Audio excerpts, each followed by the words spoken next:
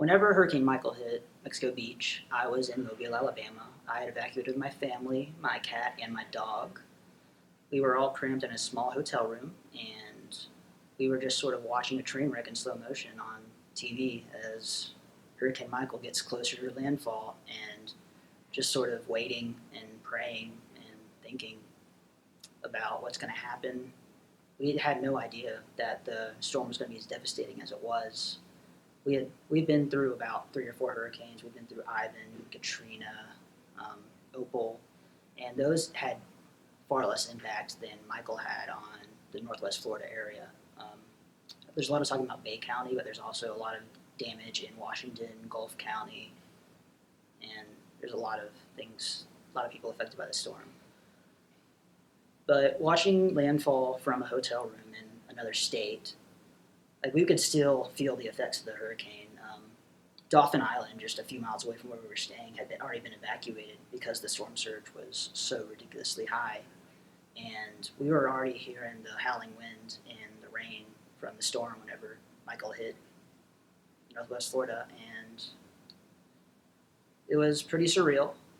And then whenever we first started seeing videos on the television about waves hitting Port St. Joe, Mexico Beach, and just washing away entire neighborhoods, it was scary. We didn't really know what was happening.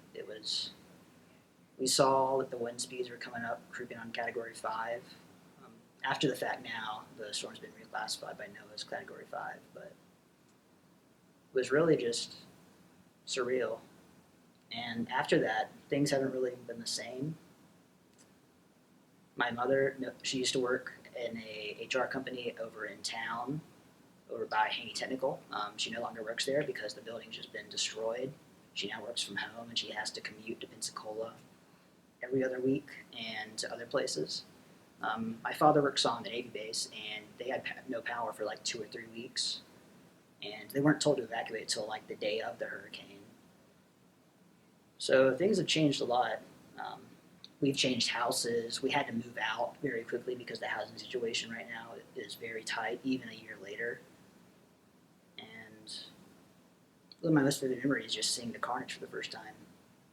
Like seeing all the houses just ripped up, destroyed, all the trees pulled over. It used to be that when you're driving up 79 over by the beach, you could see like a whole forest, but now it's just basically like a fire's gone through. But instead of having burnt trees, you have broken trees in the